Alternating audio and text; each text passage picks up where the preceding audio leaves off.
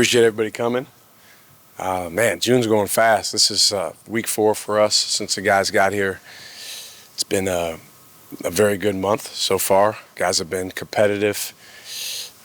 Getting our new guys acclimated to everything we do culturally first, then defensively and offensively is a step-by-step process. We're not all the way there yet, but I think really to a man, each of them has made significant strides. And this next week we'll have a break. It's gift of time at Marquette. And then we'll come back and we'll just have 3 weeks left until we go on our foreign tour to Vancouver. So summer's going fast and excited about the growth the guys are showing. We just talked to Nolan, so it's top of mind. Just how do you feel he's acclimating to Marquette and this level of competition? He's been really good so far. I've been very pleased with him. Beginning of the summer, he was coming off an ankle injury, so we had to kind of ease him into it. But once he got cleared to go, full go, he's been very solid. He's made shots. He's competed. You know you're going to get that from Nolan. He plays with an IQ. I think he's absolutely still adjusting to the level, and I think that adjustment, Ben, will continue into the season. But he's been great. I mean, in my opinion, he's been, one of our top, 5 to 7 guys, and that's what we were looking for from him. What will y'all be doing in Vancouver? How many games, and why Vancouver for the trip? 3 games. The NCAA changed the rule where you can go on a foreign tour now every year, where you have the option to. We were due to take one next summer. So as soon as the possibility came up, Mike and I talked about it and just felt like it was a real positive opportunity for our team, especially acclimating the 2 transfers and our high school guys to get some games, some additional practices. So we'll play 3 games. Why Vancouver? It's a nice place that none of us have ever been to. We could have gone like to the Bahamas, for example, but we're going there during the season. And there's a bunch of people going down there. We kind of wanted to go somewhere where it was mostly just us and we could have some team experiences off the court, but then also spend a ton of time on the court on who we need to become.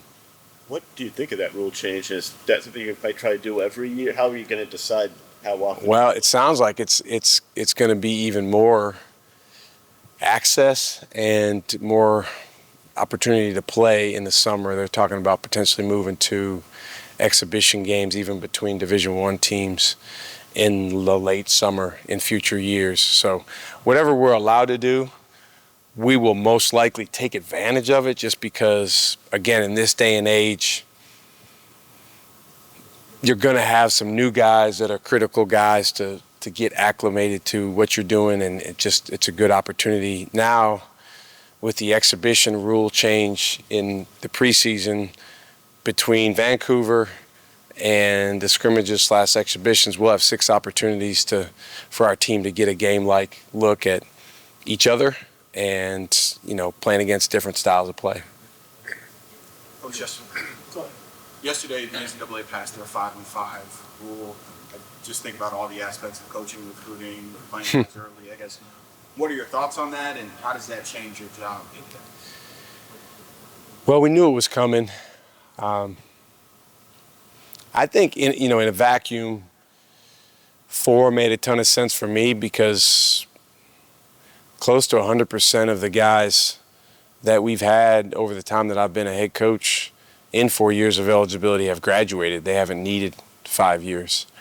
But I understand why the NCAA went to 5 years.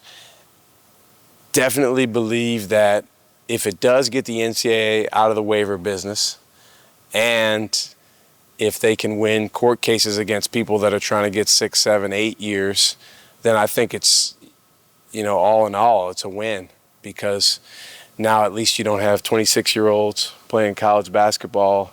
At least you're not dealing with strange waivers, people making up reasons why they didn't play. I think one of the unintended, consequences that'll be tough is I like redshirt opportunities because it takes a lot of pressure off of someone that maybe is not quite ready to play. And so that's kind of out the window. But at the same time, you do have an extra year now. We're going to have to figure out a model that works. You know, it used to be 4 years eligibility, 4 years to graduate, and those went together. You know, now we've got to figure out, you know, is that something that needs to be adjusted? You know, obviously getting the degree is still very, very important. But at the same time, we love for guys to be here as long as they can be here. So that'll be all things, all areas where we got to just continue to evolve. But just like with all the other rule changes in college sports, as coaches, we don't really make the rules. Our job's to adjust and be flexible when they do change. See Nash still wearing the big shoulder harness. Is he like full physicality? No, Practice? no, he's not full go yet.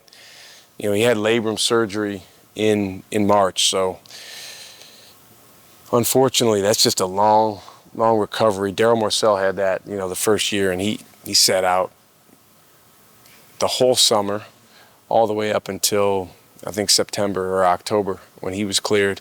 Nash should be a little bit sooner than that. I think sometime in August he'll get cleared to go full go.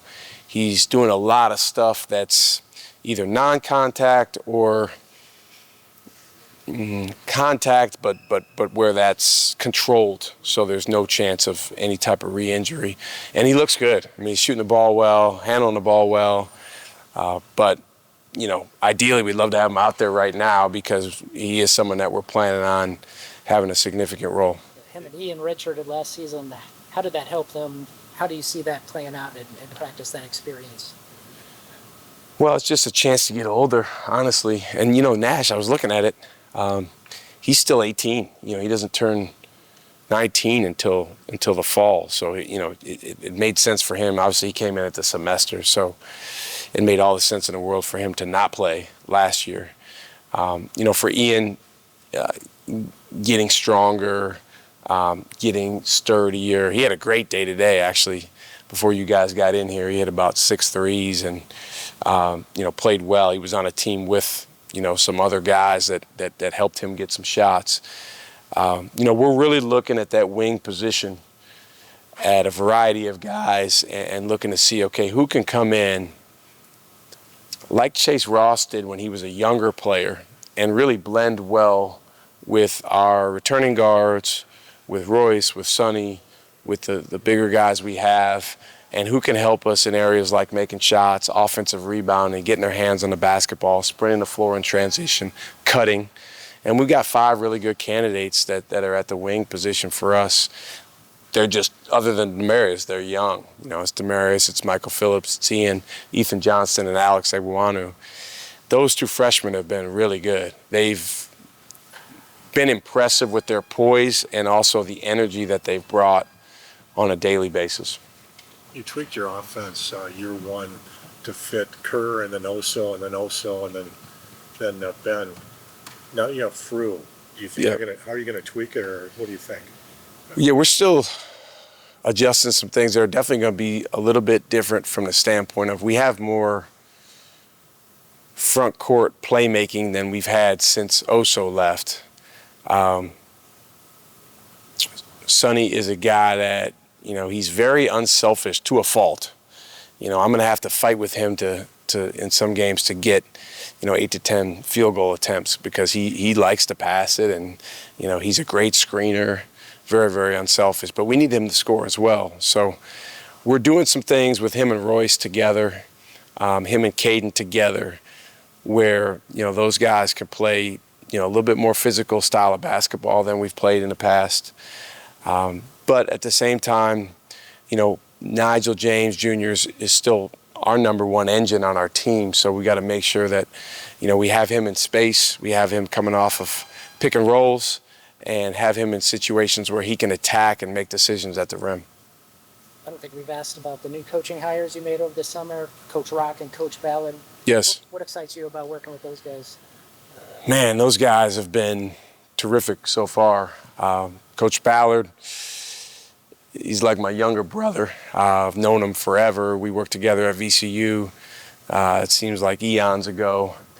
He brings just a wealth of experience, both with me previously and then also as a head coach. Anytime you can hire someone that's been a head coach, he's the all-time winningest coach at FIU. So he has really good experience. It gives you someone that can be a better translator and a better interpreter for you than someone who hasn't. And he's been invaluable with that in the couple months he's been here. And then Coach Rock is a unique coach in that he played for Bob Huggins. He has that type of toughness about him, that type of defensive grit to him. He loves to mix it up with the guys from the standpoint of, around the paint, in practice, physicality, demonstrating what he wants them to do. And he doesn't mind rolling up his sleeves and getting in the bunker with guys. And super excited that he's here, super excited that JB's here. Those guys, the best thing about them is they already love Marquette, and they will run through a wall for Marquette. And those are the type of people that we want here. Sure, you asked a version of this a little bit, but you mentioned the Mount Rushmore comment you got about Nolan a few months ago, or a month ago rather.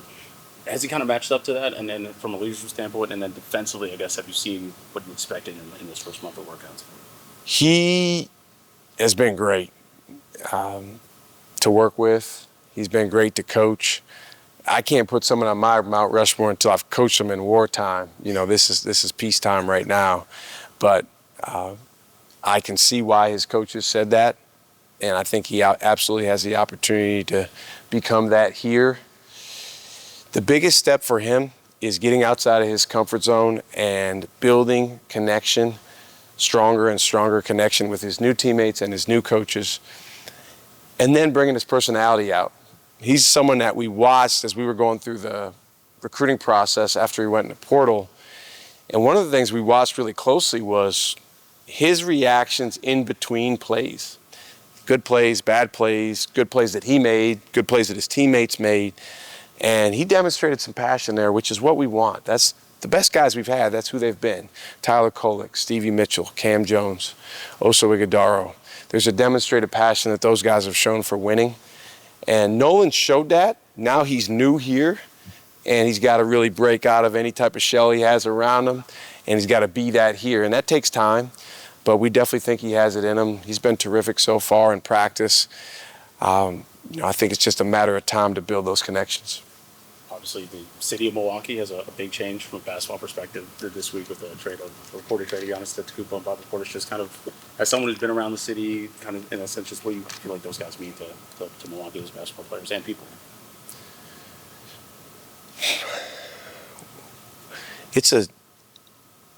For me, sometimes I run down to the lake. It's about 2 miles to the lake from this building. And I go on Wisconsin Avenue, and on Wisconsin Avenue there's this beautiful mural of Giannis you guys have all seen. And every time I run by there, probably run by there 100 times, I think about what he means to the city, because you think about, murals, huge murals up in a city. That's someone that of significance. That's someone that's impacted people.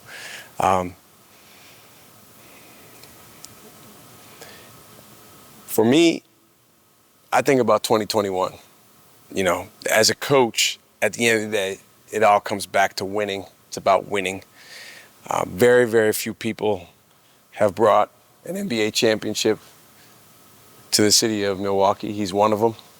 And the way that he did it, I remember it was during COVID, so it was that time where it was this crazy time looking back on it. We're all still wearing masks, and we were in the building, some of the coaches and I, not for game 6, but for one of the games earlier in the finals. And he was just so locked in. It's a beautiful thing to see an elite player in flow state. And one of the things as coaches and athletes we look for is, how do we create that all the time? And what we learn over time is it's impossible. So he went through some twists and turns, some injuries, some changes to the roster, all those things. But what I will remember and always appreciate about him is the way that he made people feel here, the way he made us feel. He made us feel as basketball fans in Milwaukee like we had the best thing going in the world for basketball for a time. And that's pretty special. And like anything else in life, that doesn't last forever. But I'm excited for the Bucks too, because now no one's going to talk about trades anymore. The trade is done. So they have an opportunity to move on and move forward. Got some great new guys that they added last night. And it'll be fun to watch what Coach Jenkins does with their team. Chase, Bill, one more. Just Chase Ross, a guy hoping to hear his name called tonight. If not, obviously he could still get a chance at a team as well. Yeah, we've been texting all day, and this is just an exciting, very, very, very first step to the professional journey for these guys, and it's a very nerve-wracking for them. They go through this pre-draft process. The most overused words by teams are, "We like him." They like about 125 prospects, but they're not going to add that many to their team. No matter what happens tonight, he will very soon have a new team, but he will also be in a position where he's got to earn every second that he gets, every opportunity that he gets. But that's who he is. And the thing that I've told teams is when he was in a role of being a blend guy, when he was playing with some of the guys we have up there on the wall, that was when he was at his best. And, all of us, him, me, those of us on our team, we kind of learned that the hard way last year. But up there at that level, he's never going to have to be the guy. He's always going to be a blend guy. He's always going to be a guy that, hey, go out there and guard this guy. Hey, go out there and make a corner three. So I'm excited for him because he is a winner.